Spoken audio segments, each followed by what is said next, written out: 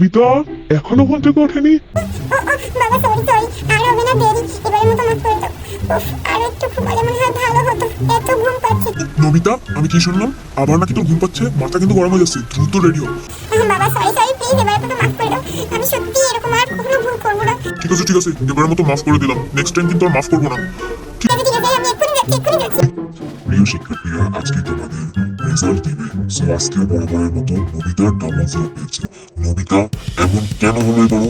পড়াশোনা ঠিক করে করো না নাকি? তোমার বাবার সাথে কথা বলতে হবে। দেখো নবিতা, তুমি যদি ভালো করতে যাও পরীক্ষা, আমার কোচিং সেন্টার ছাড়া আর কোথাও তোমার যাওয়ার জায়গা নেই। সো আমার কোচিং এ ভর্তি হয়ে যাও, আমি খুব ভালো করে তোমাকে পড়াবো এবং তুমি আর ডাবল জিরো পাবে না। ওকে?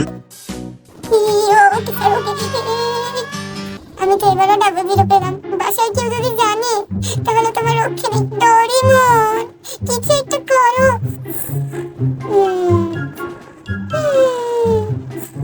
আরে বাহ, আমার ডরিমন তো আমার মতো ঘুমায়, হেল্প না করি। ভালো। নবিতা, এটা কি দেখলাম? আবার ডাবল জিরো? পড়াশোনা নাকি পড়ো তুমি অনেক? হ্যাঁ, এই তোমার পড়ানো মনে, এইটার জন্য আমি তোমাকে এতদিন বড় করেছি, এত টাকা পয়সা তোমার পেছনে ঢেলেছি। তোমার বাবা আসুক বাসায়, তারপর সব বলবো। এই ছেলেকে মানুষ করতেছি আমি এতদিন ধরে। এটা আমি আবার কি শুনবো? আবার নবিতা ডাবল জিরো পেয়েছে? আমার কপালটাই খারাপ, কি একটা ছেলে জন্মেছি। একটু কল দিয়ে দেখি তো রেজাল্টটা কি শুনি। এত গর্ব করে ছেলেকে নিয়ে একটু শুনি, রেজাল্ট তো বের হয়ে গেছে। এই অসময় আবার কি করবে? হ্যালো, কে? জি, আমি নবিতার চাচা আসনান ভাইজান বলতেছি। ও ভাইজান, হ্যাঁ বলেন, কি বলতে চাচ্ছেন? জি, রেজাল্ট তো বের হয়ে গেছে। তো রেজাল্টের খবর কি? নবিতা কি প্লাস পেয়েছে? হ্যালো, নেটের সমস্যা ভাইজান, পরে কল দেন। হ্যালো, কে বলছেন? হ্যালো, আমি সবিনা খালা বলছি। নবিতার রেজাল্ট বেরোইছে, তো কি অবস্থা? কেমন হয়েছে রেজাল্ট? ভাও তো ভালো হয় না, সামনে একটু ব্যস্ত আছি, পরে কথা বলছি। ও, কে? আরে আপনি ভাবি, কেমন আছেন? জি, খুব ভালো আছি। মনটা আজকে খুব ফুরফুরা, বুঝছেন ভাবি? এই কারণে আপনার বাড়ি চলে আসলাম। জি, খুব ভালোই পড়েছেন। তো কি জন্য এত মন ভালো বলেন আমাকে একটু শুনি। আরে বলবো না, আমার আগে আপনারটা বলেন, আপনার ছেলের রেজাল্ট কি নবিতা ঠিক করেছে? কি আর করবে ভাবি বলেন? এবারও প্রত্যেকবারের মতো দুইটা আন্ডা নিয়ে আসছে। আমার বাসায় তো ডিমের খুব অভাব, এই কারণে আন্ডা নিয়ে আসছে, ভাইজে খাওয়াই দিছে। ভাবি, আপনি তো হাসাইলেন, খুব মজার মানুষ। ও আচ্ছা, রেজাল্ট দুইটা আন্ডা, আমার বাসায় একটা দিয়ে আসতেন। জাস্ট মজা করলাম ভাবি, কিছু মনে করে না। আসলে আপনার ছেলের পুরো উল্টা হচ্ছে আমার ছেলে। আমার ছেলে খুব পড়াশোনা পড়েও খুব মেধাবী, কথাও শোনেন। তাই না? আপনার ছেলেটা খুব ভালো। তো বলি ওর মতো একটু বলতে, তাও শোনে না কথা।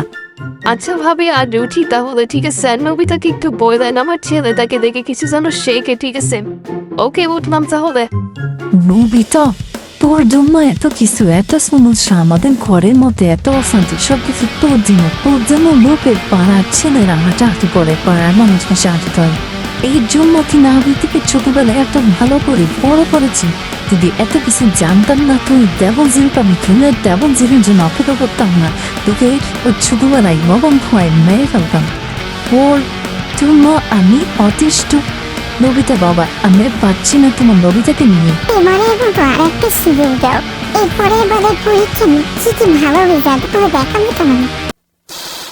শোন নবিতা, তোর আমলে আমাদের না এত স্বাচ্ছন্দ্য ছিল না, আমরা এত বড় লোক জীবনযাপন করি নাই, আমরা অনেক গরিব ছিলাম, আমাদের নুন আনতে পান্তা ফোলাই, তো বুঝছিস।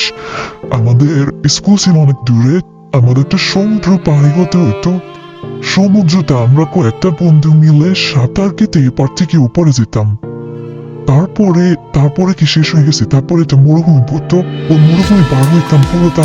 প্রথমে ঘোড়ায় পার হইতাম, তারপর ঘোড়া ক্লান্ত হয়ে গেলে ঘোড়াকে রেখে আমরা দৌড়তাম। আমি তো দৌড়ানো শিখছি এভাবেই, ঠিক আছে? তারপরে অনেকটা পা ব্যথা হয়ে একটা সাইকেল পাইতাম, সেই সাইকেল নিয়ে একটা বাসার মধ্যে থেকে যাওয়া লাগতো। বাসার লোকজনের চেহারা দিকে তাকানো যেত না, ওরা লাইক আমাকে মানে বলতো বেরোয় যাও। পরে আমার সাইকেলটা কাঁধে নিয়ে বের হয়ে যায়। তো এত কষ্ট আমি করছি, ঠিক আছে? আর তোরা কত শান্তিতে আসিস, তারপরেও তোরা আমার মতো তো ভালো রেজাল্ট করতে পারিস নাই। আমি সবসময় ভালো করতাম স্কুলে, আমার রেজাল্ট সবসময় ভালো হইত এবং টিচারদের চোখে ছিলাম। বাবা, তোমার ইমোশনাল স্ট্রাগল শুনে আমার কান্না পাচ্ছে, নিজেকে মেরে ফেলতে মন চাচ্ছে।